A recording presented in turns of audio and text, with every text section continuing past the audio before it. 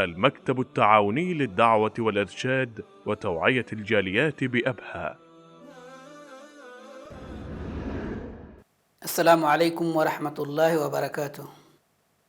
الحمد للہ رب العالمین والصلاة والسلام علی اشرف الانبیاء والمرسلین نبینا محمد وعلی آلہ وصحبہ اجمعین، اما بعد. محترم سامعین، آج کی اس درس میں میری گفتگو کا موضوع ہے اسلام میں عدل و انصاف کا تصور. اسلامی قوانین کا جائزہ لینے کے بعد یہ بات واضح ہو جاتی ہے کہ اسلام میں عدل و انصاف کا بڑا اہم مقام حاصل ہے. اس کے قوانین چاہے معاشیات سے متعلق ہوں یا حقوق سے، اسلام ہر جگہ عدل و انصاف اور برابری کا درس دیتا ہے.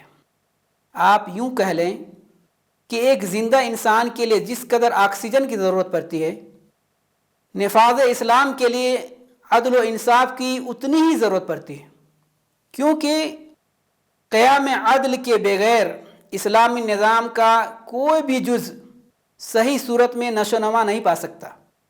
عدل و انصاف ہی وہ پیمانہ ہے جس کی بدولت انسانیت زندہ ہے. اگر معاشرہ عدل و انصاف سے عاری ہو تو وہ صالح معاشرہ نہیں ہو سکتا. ہاں، ظلم و جبر کی آماجگاہ ضرور بن سکتا ہے. عدل و انصاف ہی تمام نیکی و محاسن کی اساس ہے.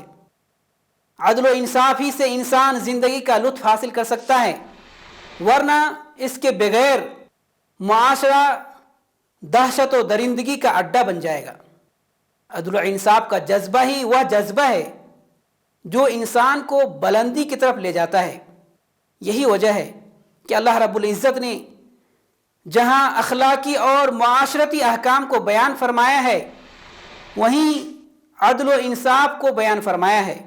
اللہ رب العزت ارشاد فرماتا ہے، ان اللہ یأمر بالعدل والاحسان. اللہ تمہیں عدل و احسان کا حکم دیتا ہے. اس آیت میں اللہ رب العزت نے مطلقاً عدل و انصاف کا حکم دیا ہے. عدل کا ایک عام حکم نازل فرمایا. عدل سے مراد یہاں عدل مطلق ہے، جو فرد کو بھی شامل ہے اور معاشرے کو بھی. یعنی ایسا نہیں ہے کہ اللہ تعالیٰ نے کسی خاص مقام اور کسی خاص جگہ کے لیے اور کسی خاص انسان کے لیے ہی یہ حکم نازل فرمایا ہے، بلکہ مقصود یہ ہے کہ انصاف زندگی کے ہر شعبے میں ہو. بادشاہ اپنی رعایت کے ساتھ انصاف کرے اور رعایا اپنے بادشاہ کے ساتھ، مالک اپنے ملازم کے ساتھ انصاف کرے اور ملازم مالک کے ساتھ، آقا غلام کے ساتھ انصاف کرے اور غلام آقا کے ساتھ، استاد اپنے طالب علم کے ساتھ انصاف کرے اور طالب علم اپنے استاد کے ساتھ، والدین اپنے اولاد کے ساتھ انصاف کرے اور اولاد اپنے ماں باپ کے ساتھ، شوہر بیوی کے ساتھ انصاف کرے اور بیوی شوہر کے ساتھ انصاف کرے. قرآن میں اللہ رب العزت نے عورتوں سے شادی کرنے کے بارے میں کہا، اگر تمہیں خوف ہو کہ انصاف نہ کر سکو تو ایک ہی پر اکتفا کرو. انسان جہاں کہیں بھی رہے عدل و انصاف کا دامن نہ چھوڑے. مکان میں رہے عدل و انصاف پر قائم رہے، دکان میں رہے عدل و انصاف پر قائم رہے، دفتر میں رہے عدل و انصاف پر قائم رہے، بلکہ یہاں تک کہ انسان جب بھی بولے انصاف کے ساتھ، انصاف کی آواز بن کر بولے. اللہ رب العزت فیصلہ کرنے کے بارے میں ارشاد فرماتا ہے، وَإِنْ حَكَمْتَ فَاحْكُمْ بَيْنَهُمْ بِالْقِسْطِ إِنَّ اللَّهَ يُحِبُّ الْمُقْسِطِينَ. اگر فیصلہ کرو تو ان کے درمیان عدل کے ساتھ فیصلہ کرنا، بے شک اللہ تعالیٰ عدل کرنے والوں کو پسند کرتا ہے.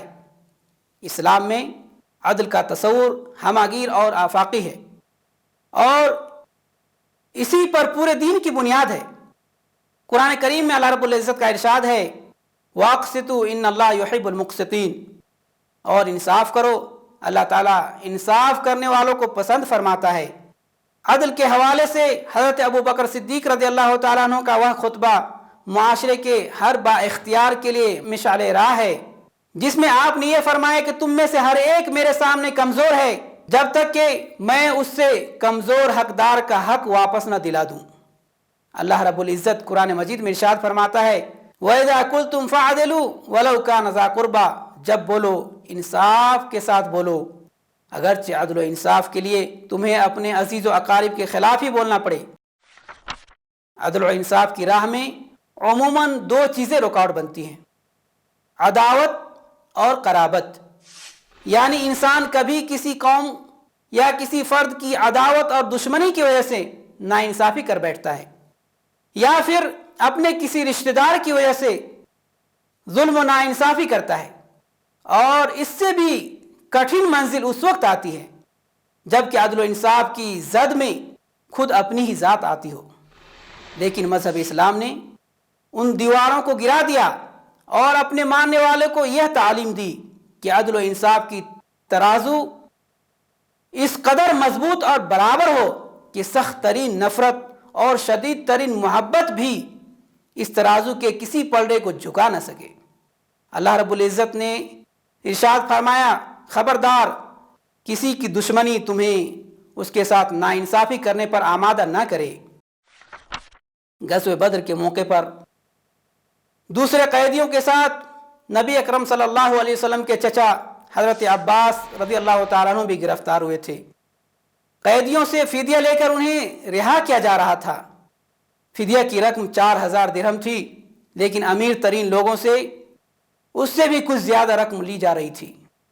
چونکہ حضرت عباس رضی اللہ تعالیٰ عنہ حضور صلی اللہ علیہ وسلم کے چچا تھے، اس لیے چند صحابہ کرام رضی اللہ تعالیٰ عنہم اجمعین نے عرض کیا، یا رسول اللہ صلی اللہ علیہ وسلم، اجازت دیجئے کہ عباس کا فدیہ معاف کر دیا جائے اور انہیں یوں ہی رہا کر دیا جائے۔ یہ سن کر رسول اللہ صلی اللہ علیہ وسلم نے فرمایا، ہرگز نہیں، بلکہ عباس سے ان کی امیری کی وجہ سے حسب قاعدہ 4000 درہم سے زیادہ وصول کیے جائیں گے۔ اس واقعے سے رسول اللہ صلی اللہ علیہ وسلم نے اس طرف رہنمائی فرمائی ہے کہ اسلام کی نظر میں رشتہ اور ناتا بعد میں ہے، قانون پہلے ہے۔ اسلام کی نظر میں قرابت بعد میں ہے، عدل و انصاف پہلے ہے۔ اس لیے اسلام ہر جگہ عدل و انصاف کا درس دیتا ہے، کیونکہ اسی کے ذریعے امن و امان کا قیام ممکن ہے۔ اس کے بغیر امن و امان اور تحفظ کا تصور ممکن نہیں ہے۔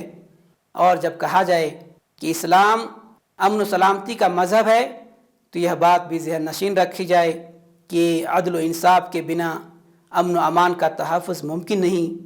اللہ ہمیں ہر جگہ ہر معاملے میں عدل و انصاف کا دامن تھامے رہنے کی توفیق عطا فرما، آمین۔ وصلی اللہ علی نبینا محمد وعلی آلہ وصحبہ اجمعین۔ دعاة للهدى دنيا ودينا على منهاج خير المرسلين، وبالحسنى نشق سبيل رشد إلى جنات رب العالمين.